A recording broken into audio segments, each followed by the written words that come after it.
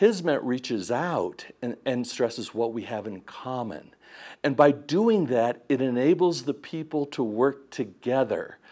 And so to criticize that is totally out of line, because there is nothing destructive with working together. We value education, we value interaction. My show is designed to be a conduit for that.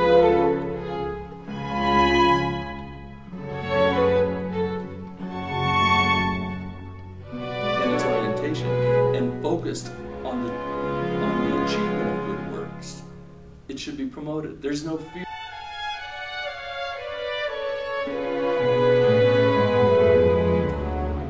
Plus 2 is the same in Christianity as it is in Islam. You know, a gravity is the same for...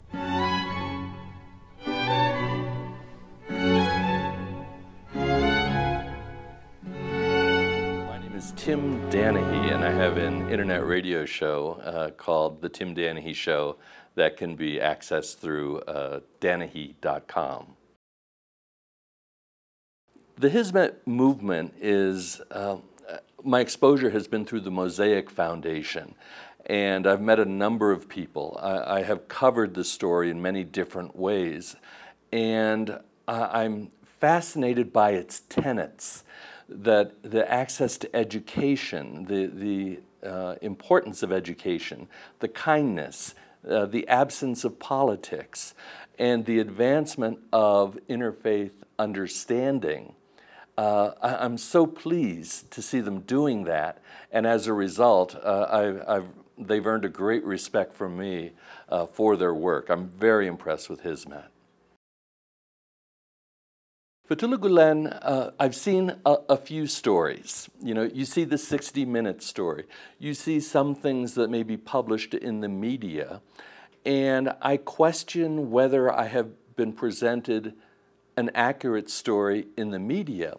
However, when I look at what he has written and what has been told to me directly by people within the Hizmet movement, I've been very impressed by what he advances. Again, the education, the absence of politics, of the empowerment of women, and a kinder interpretation of Islam.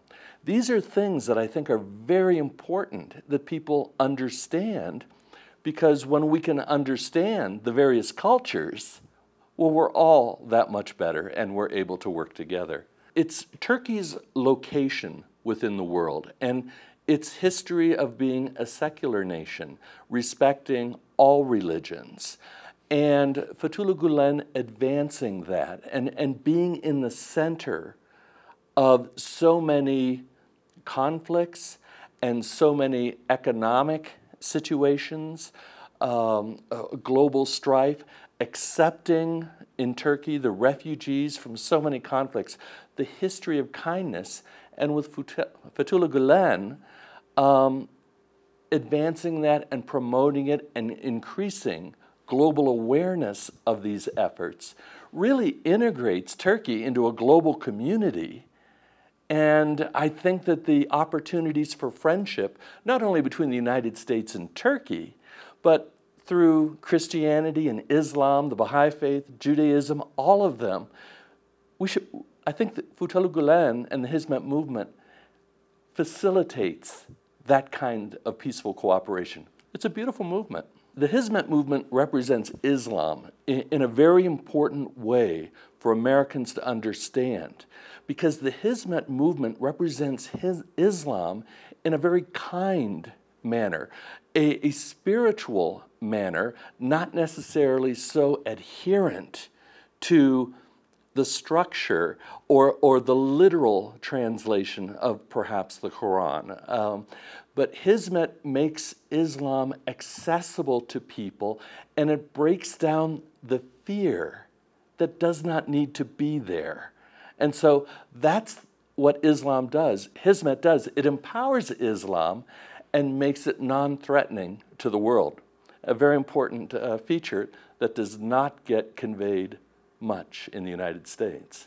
The Hizmet movement has presented itself far more effectively than any other movement that I have seen in the world. The mere fact, organizations like the Mosaic Foundation, by supporting schools, by supporting efforts globally that are consistent with the beliefs of Hizmet, they have taken Islam out of the Middle East, and they have presented it in a very positive manner throughout the world.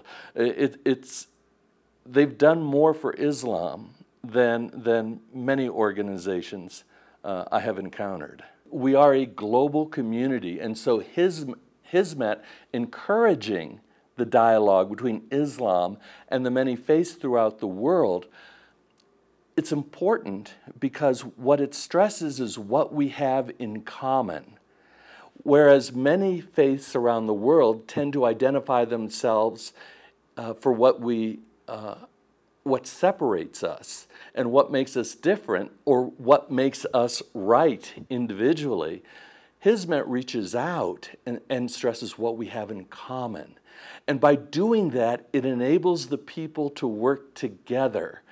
And so to criticize that is totally out of line, because there is nothing destructive with working together. There is a respect about every person's faith.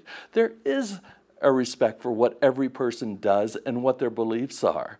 And based on that respect that Hizmet has for other faiths, that opens the door for us to reciprocate and to give that respect back to Hizmet and to Islam. It's positive, I do not understand how you could possibly criticize those kinds of foundations. The emphasis on education by Hizmet is critical because we cannot advance as a world, as a faith, as a people based on ignorance. And Hizmet, to my understanding, emphasizes science, it emphasizes math, it emphasizes history and learning in a secular environment by taking out the dogma of faith and says, let's just get down to basics, what we all have in common.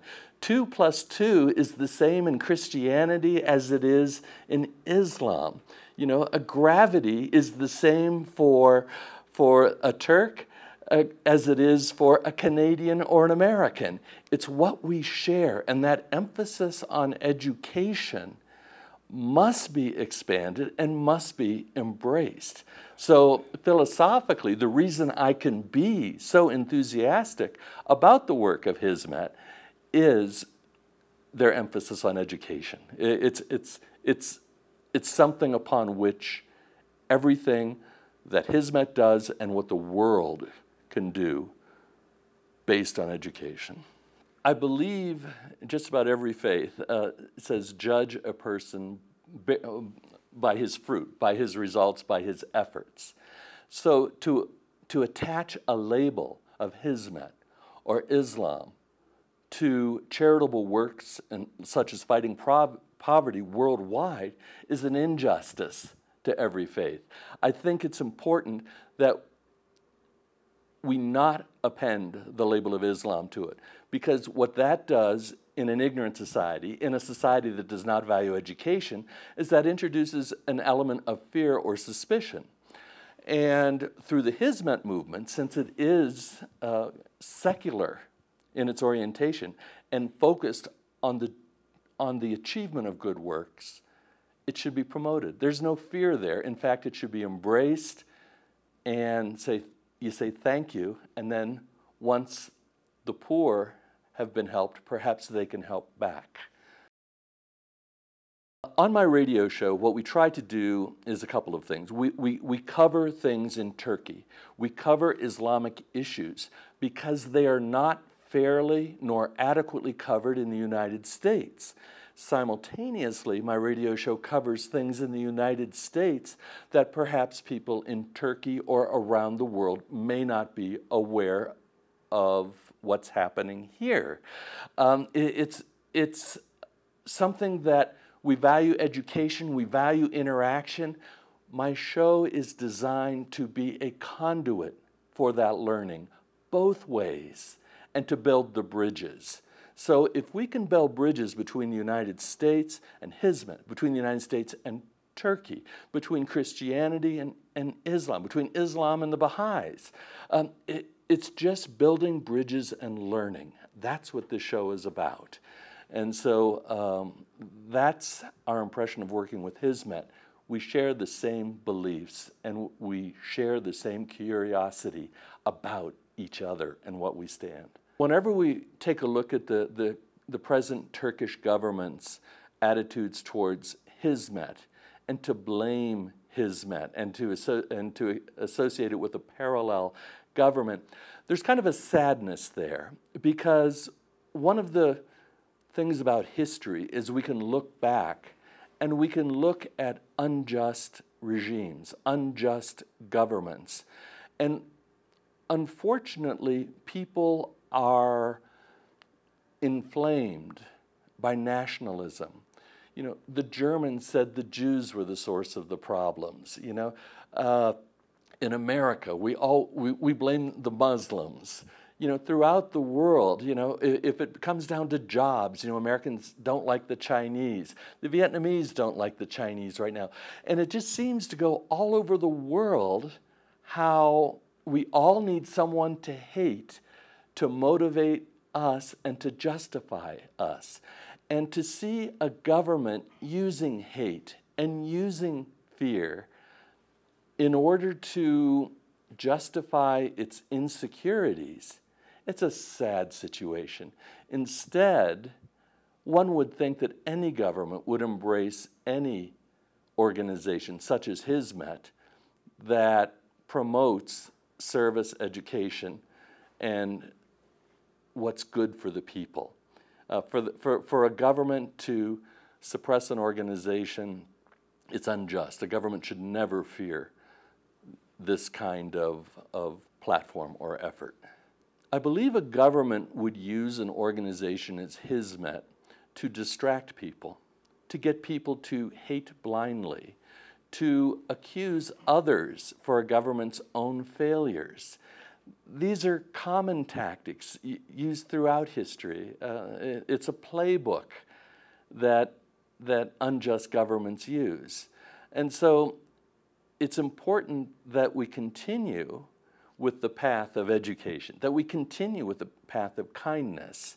There will be no violent revolution. There will be no outrage, no rising up against any government.